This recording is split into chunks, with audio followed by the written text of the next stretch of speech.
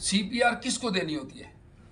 मैंने इसको चेक किया, सांस आ रही है तो मैंने रिकवरी पोजीशन कर दिया। अब दोबारा फिर मैंने देखा एक एक्सीडेंट हुआ, उसमें देखा मैंने कि उसको एलएलएफ करके देख लिया, एवीपीयू, कोई सांस नहीं आ रही। अब सांस नहीं आ रही तो मैंने इसको सीपीआर के लिए कार्डियो पल्मोनरी रिसस्टिएशन, दिल और फेफड़ों को पुनः जीवित करने का प्रयास करना नहीं करना तो परमात्मा, फिर तो तू सारे कर देगा।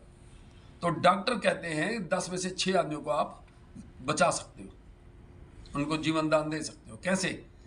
अब ये सांस नहीं आ रही तो क्या करना है मेरे को? दोनों में से जो हाथ मेरा काम करता है, ये या ये, बिटवीन द चेस्ट, छाती के सेंटर में, जैसे यहाँ लगाओगे यहाँ एक खड्डा बनता है जिसको स्टर्नम हड्डी बोलते हैं, इसके ऊपर आपका ये पंजा, ये आना चाहिए हथेली। अब ये 90 डिग्री पे आप बैठे हैं ना, तो ये हाथ मेरे बिल्कुल सीधे यहाँ आने चाहिए, कंधों से जोर लगना चाहिए, मुड़ने नहीं चाहिए, नीचे पंच नहीं होना चाहिए, स्प्रिंग वाली कोई चीज ना हो, सरफस जो है ना सख्त हो, हार्ड, जमीन पे हो सबसे बढ़िया, नहीं तो फटा हो। ठीक है? अब ये लिया तो ये क्या करना है, इसको 30 बार प्रेस करना है। 1 2 3 4 5 ऐसे आवाज आनी चाहिए। ठीक, 30 बार कर दिया। अब 30 बार के बाद क्या करना है? मुंह से मुंह के द्वारा सांस देनी है। लेकिन मेरे को लगा यार इसकी बीमारी मेरे को ना लग जाए, मेरी इसको ना लग जाए, तो मैंने एक कपड़ा लिया, लोशन से इसका मुंह साफ कर दिया, ये मैंने कचरे में फेंक दिया। फिर भी मेरा दिल नहीं मान रहा, तो मैंने रुमाल उठाया अपना और इसके मुंह पे डाल दिया। अब इसको मैंने विंड पाइप ये खोल दी। अब इसका नाक पकड़ लिया, नाक नहीं पकड़ूंगा, मुंह से हवा दूंगा, नाक से बाहर आ जाएगी। अगर ये ठीक है तो यहाँ से ऊपर नीचे होगी ऐसे, जब मैं फूंक मारूंगा। अगर ये फटी हुई है अंदर इसकी थैली, ठीक है, पहले मैंने रिपेयर की थी, अब पता नहीं इसकी ठीक है कि नहीं, फूंक मारूंगा तो हिलेगी, अगर फटी है तो नहीं हिलेगी, वहीं से हवा निकल जाएगी। तो ये मैंने 30 बार पंपिंग कर लिया। अब इसको हल्का सा दबा के ये विंड पाइप खोल दी। अब इसको ये पकड़ लिया,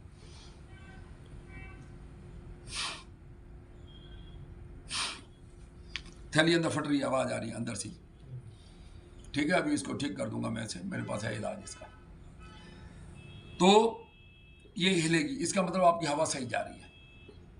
नाक नहीं पकड़ा सही तो भी आपकी हवा सही नहीं जाएगी, ये ध्यान में कर लेना।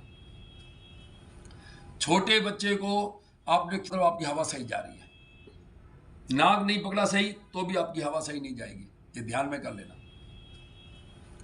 छोटे बच्चे को आपने ज्यादा खींचना वेचना कुछ नहीं है।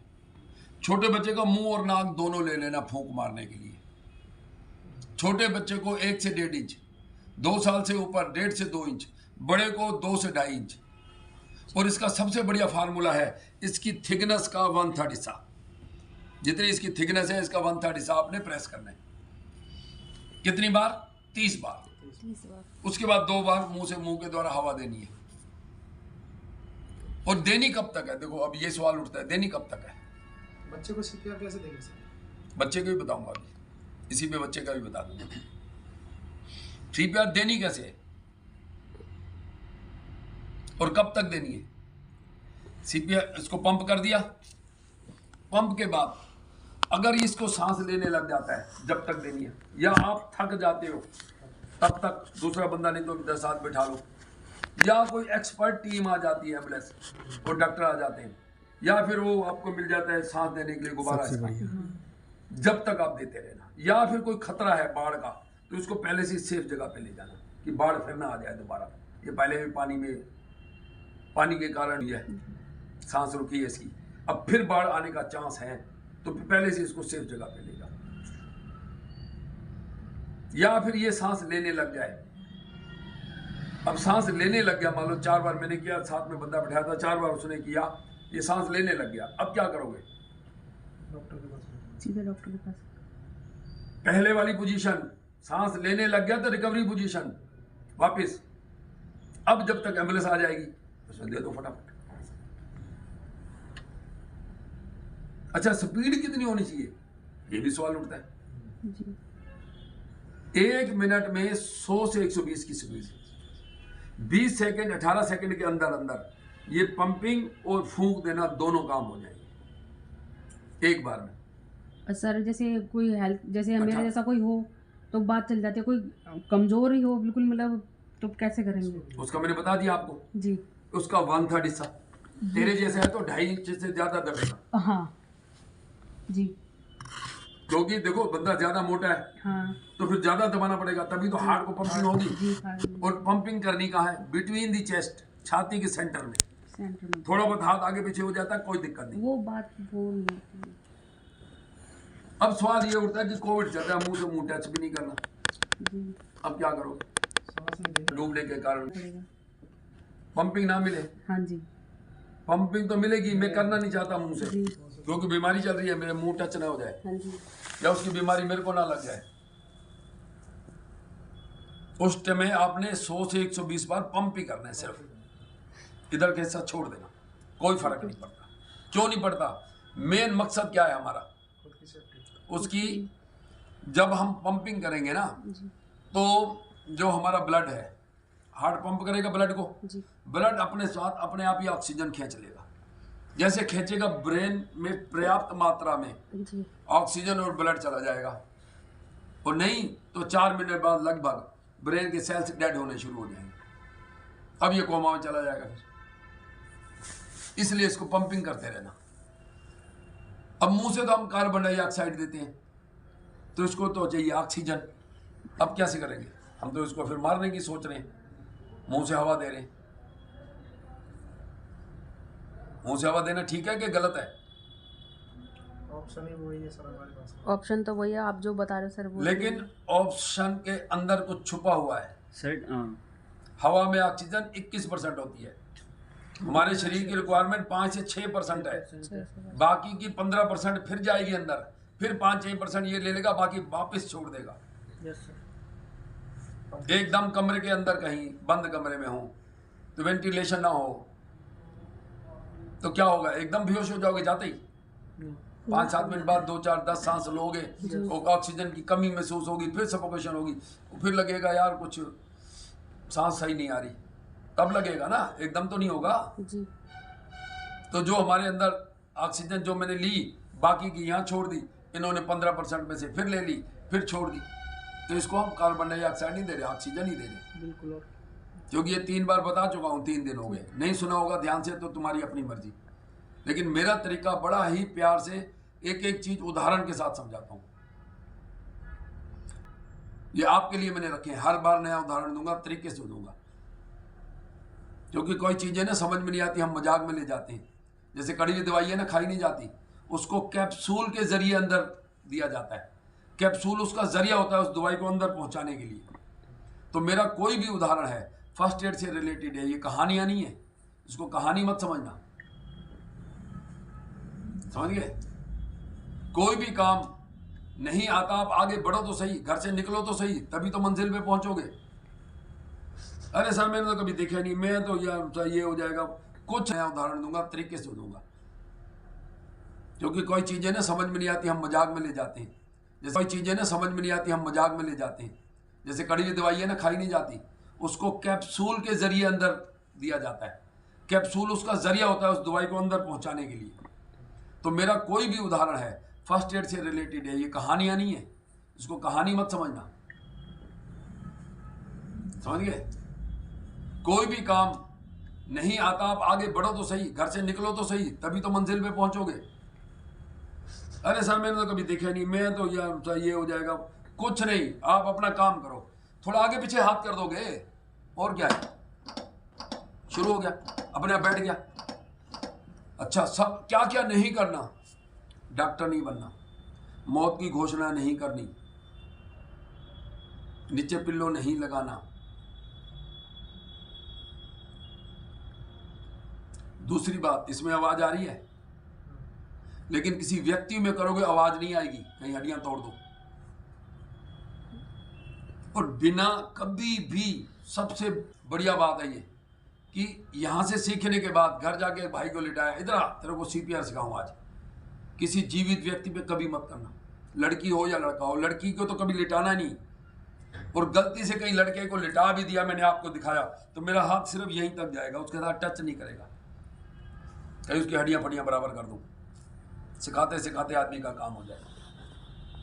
अब क्वेश्चन एक और उठता है कि उसको छाती में बड़ी जोर से चोट लगी है, हड्डी टूट गई पसली, अब सीपीआर देनी कि नहीं देनी? देनी है, क्यों देनी है? हड्डियां टूटी हुई हैं।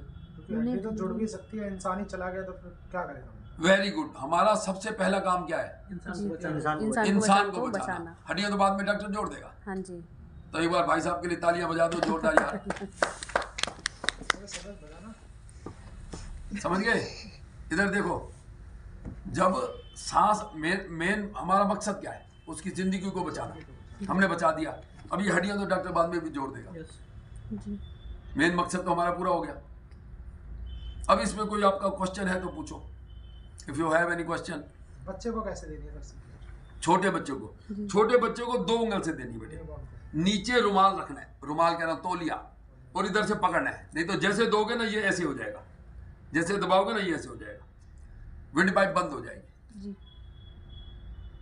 ठीक, 2 उंगल से। कितनी बार से? वही 30 बार, सबको 30 बार।